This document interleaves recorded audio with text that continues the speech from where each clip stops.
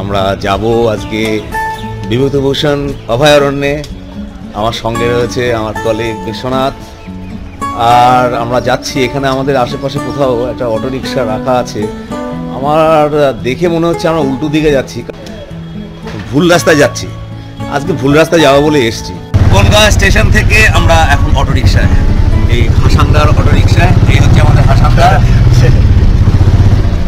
অটোরিকশায় উঠে পড়েছি। অটোরিকশা ছেড়ে দিয়েছে, আমরা যাব গোপালনগর, সেখানে আমাদের কলিগের বাড়ি।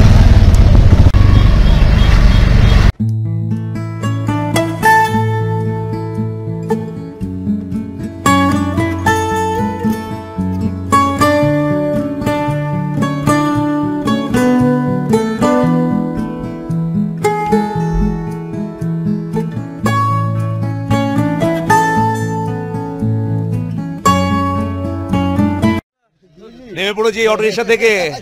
আমরা এখন দাঁড়িয়ে রয়েছি মঙ্গলগঞ্জে। আর এই আমাদের পিছনেই ওই ইছামতি নদী, তার ওপাশেই হচ্ছে বনগাঁ ফরেস্ট, পারমদন ডিয়ার ফরেস্ট। যাবো ওখানে।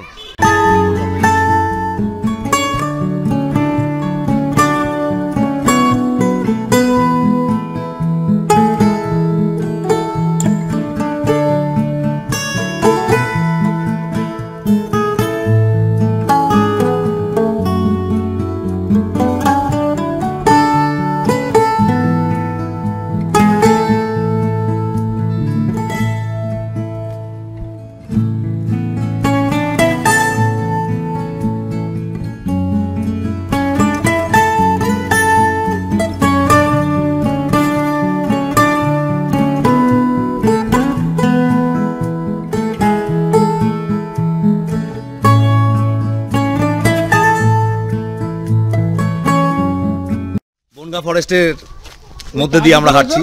বাপাশে তারের খাঁচা, ওপাশে ঢোকার অনুমতি নেই। এই হাঁটার জন্য রাস্তা তৈরি করে দিয়েছে। এই রাস্তা ধরে হাঁটাটাই হচ্ছে এখানে আসার একটা অন্যতম মজা। প্রতাপ রয়েছে পাশে। প্রতাপ, এই বনগাঁ ফরেস্ট কেমন লাগছে বলো? বনগাঁ ফরেস্ট একদম নির্ঝুম, লোকজন নেই, পশু পাখি কিছু দেখা যায় না।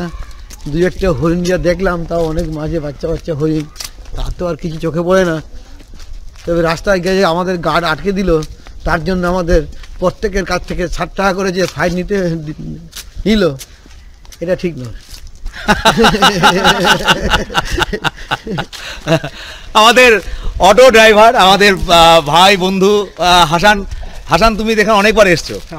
হ্যাঁ, অনেকবার এসছো। তা বলো, এই জায়গার এই যে খাঁচার মধ্যে আমাদের এই পাশে ঢুকতে দিচ্ছে না, এখান দিয়ে হাঁটছি আমরা, এটা কি বরাবর? হ্যাঁ, এটা বরাবর সারা জীবন চলছে এরকম ভাবে সিস্টেম। এটা ভিতরে কেউ যেতে দেয় না।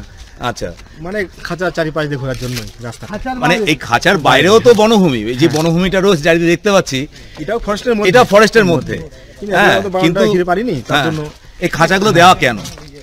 ওর মধ্যে মানে লোকজন যেন না যেতে পারে, লোকজন যেতে পারবে না কেন? তাহলে কি আছে ওর মধ্যে? কিছুই নেই, গাছপালা, জঙ্গল, কিছু হচ্ছে হরিণ আছে, নতুন কিছু, অন্য কোনো কিছু নেই। শুধু হরিণ? শুধু হরিণ। আর হরিণ ছাড়া অন্য কোনো কিছু নেই না? আচ্ছা আচ্ছা, ঠিক আছে, এগোই। আরো দুই বন্ধু আসছে। রামপ্রসাদ, বলো কেমন লাগছে? হ্যাঁ, ভালো লাগছে, কারণ মানে নুপুরদার সঙ্গে একটা সঙ্গ দেওয়া যাচ্ছে, নতুন কিছু অনুভূতি হচ্ছে আর কি। না, পারমদন ফরেস্টে হ্যাঁ যেটা শুনেছিলাম, হ্যাঁ, যে এটা একটা অন্য রকমের ব্যাপার। আমি ভেবেছিলাম ফরেস্টের ইনসাইডে হয়তো যাওয়া যাবে, কিন্তু তা তো দেখছি মোটেই হচ্ছে না, শুধুমাত্র তার চারিপাশ দিয়ে হাঁটা যাচ্ছে। হ্যাঁ, কিন্তু আমার একটা কথা মনে হচ্ছে যে, এটা আমার ধারণা, আমরা কিন্তু ফরেস্টের মধ্যে দিয়েই হাঁটছি। এই যে তারের যে জালটা দেওয়া রয়েছে, এটা হচ্ছে এখানকার যে প্রাণী, বন্য প্রাণী, হরিণ বা অন্য কিছু যারা আছে এখানে, তাদেরকে রক্ষা করার জন্যই এই তারের খাঁচা। কিন্তু আমরা কিন্তু বনভূমির মধ্যে দিয়ে হাঁটছি। আমরা যদি ডান দিকে তাকাই, আমরা সবসময় বাঁ দিকে তাকাচ্ছি যে ওখানে কি আছে, ওখানে কি আছে। ওখানে যা আছে, আমার মনে হয় তার খাঁচার বাইরে এই জঙ্গল, একই জঙ্গলের মধ্যে দিয়ে হাঁটছি, কিন্তু ওদের সুরক্ষার জন্য একটা তারের খাঁচা করা হয়েছে। কি মনে হয় মনোজ বলো? এখানে সুরক্ষার জন্য করা হয়েছে, কিন্তু বন্যপ্রাণী তো এখনো খুব একটা চোখে পড়েনি। দূর থেকে দু একটা মনে হলো যেন হরিণ, কিন্তু সামনাসামনি আমরা যে হরিণ ছবিতে দেখে এসেছি, সেই হরিণের দেখা এখনো পাইনি। আর তো এই পরিবেশ সম্পর্কে কেমন বলবে, যে আশা কি করা যাচ্ছিল না এরকম, যে এইরকম নির্জন পরিবেশে প্রচুর কাপল দেখতে পাবো? এই যে কাপল মানে প্রেমিক প্রেমিকা যারা কোনো জায়গায় প্রেম করার কোনো জায়গা খুঁজে পায় না, এরকম একটা আদর্শ জায়গা, তারা তাদের দেখা যাচ্ছে না, কি মনে হয় এটা এরকম কেন মনে হলো? হ্যাঁ, একটু আগে রামপ্রসাদের সঙ্গে এই ব্যাপারটা নিয়ে কথা হচ্ছিল যে মানে নির্জনতা ভালো, কিন্তু নির্জনতাটা এতটাই বেশি, সেক্ষেত্রে এই কাপলদের ক্ষেত্রে অন্যরকম সমস্যাও হতে পারে, হয়তো সেই জন্যই কাপলের দেখা আমরা কম পাচ্ছি। তবে প্রতাপ কিন্তু একটা ভালো পয়েন্ট বলেছে, যে কাপল দেখা যাচ্ছে না, এর অন্যতম কারণ হচ্ছে যে এই জায়গাটা কলকাতা থেকে অনেক দূরে বা বনগাঁ থেকে অনেক দূরে, যোগাযোগ ব্যবস্থা খুব একটা ভালো নয়। এখানে যে তারা প্রেম করতে আসবে, সারাটা দিন কাটাবে পরস্পরের সান্নিধ্যে, আমার মনে হয় এটা একটা কারণ। এখানে যাতায়াত ব্যবস্থাটা ভালো না, এই বনভূমিতে আসবে সারাদিন কাটাবে। কিন্তু আমি একটু ডিফার করছি, কেননা কলকাতার মানুষজনই কাপল হিসেবে আসবে এটা তো অভিপ্রেত নয়, আমাদের আশেপাশের গ্রাম্য লোকেরাও তো।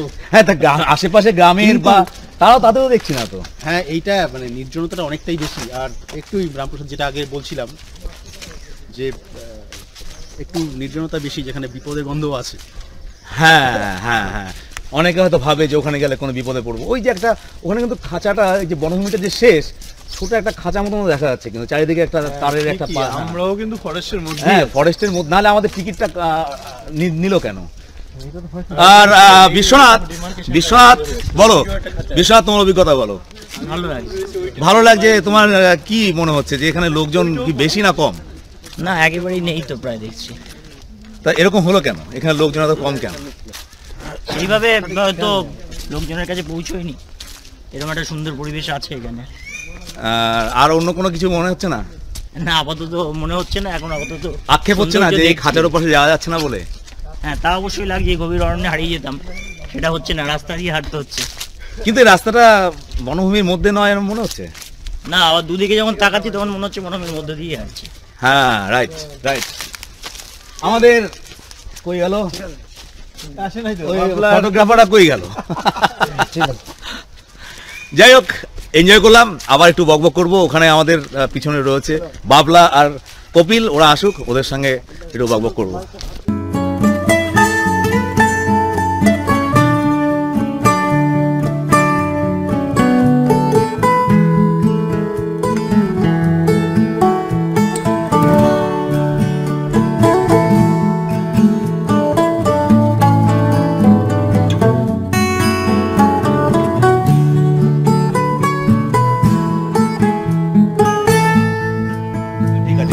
তখন কিচ্ছু তাহলে এতক্ষণ খাওয়া হতো না,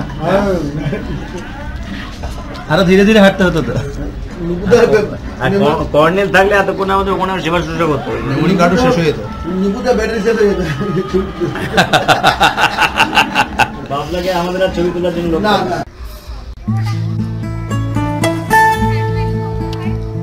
এখন বাড়ির পথে টার্গেট ছিল পেট্রাপোল যাওয়া, মনে হচ্ছে পেট্রাপোল যাওয়াটা আর হবে না, এনার্জি একেবারে শেষ। হোটেলের ওই পান খাওয়ার জন্যই আমাদের এই দশাটা হয়েছে।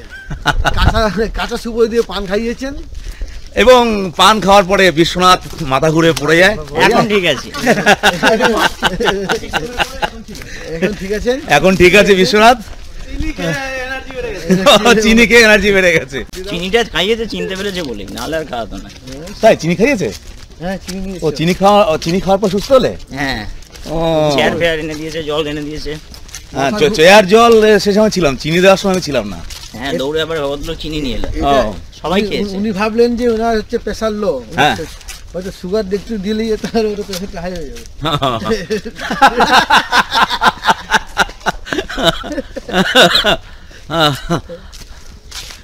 বনের পথ ধরে আমরা পথ ভোলার দল হেঁটে যাচ্ছি। মনোজকে দেখে মনে হচ্ছে সত্যিকারের একজন কবি। সামনে একটা লাল ব্যাগ। আচ্ছা, 267 দেখান, আমাদের 600 অবধি পৌঁছাতে হবে। কি 267 কি হয়? ওই যে নাম্বারটা ইন্ডিকেশন। ও 269। সুতরাং অনেকক্ষণ আমরা ভিডিও করতে পারবো, চলমান ভিডিও। আমাদের পাশাপাশি ইছামতি নদী একদম থমকে রয়েছে। ইছামতি নদীতে কোনো স্রোত নেই, ওপাশে জনবসতি দেখা যাচ্ছে। ইছামতি নদী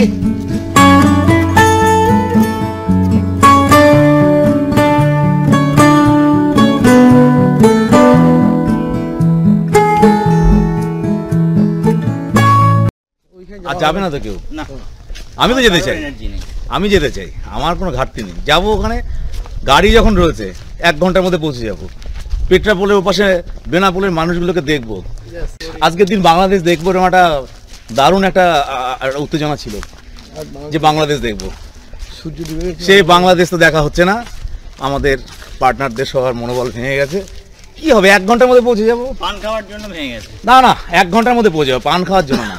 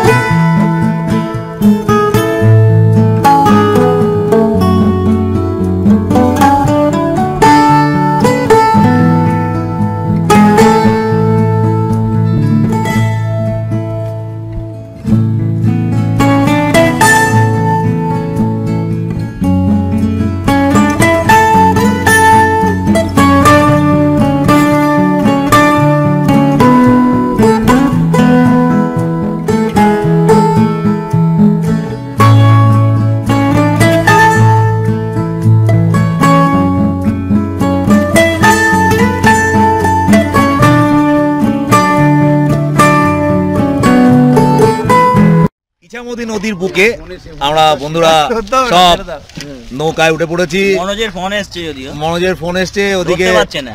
মাফলার পরা রয়েছে 2 জন। क्या তো ঠান্ডা লাগবে। কোনটা সামলাবে, মোবাইল না যেটা আছে? রামপ্রসাদেরও মাফলার মাথায় আর আমাদের বিশ্বনাথেরও মাফলার মাথায়।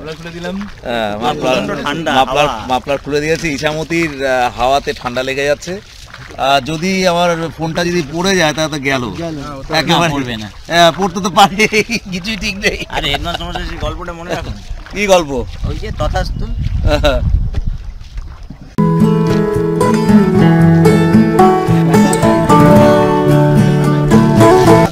এই এক একজন করে বসে বসে যাও, আস্তে আস্তে বসে বসে যাও।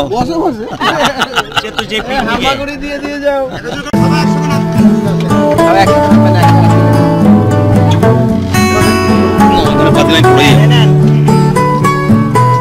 এই নীলকুঠি একদিন হারিয়ে যাবে। সময়ের থাবা বসেছে নীলকুঠিতে, একদিন হারিয়ে যাবে। এই মঙ্গলগঞ্জ নীলকুঠিতে অসংখ্য ঘটনা রয়েছে, ইতিহাস এখানে কথা বলে।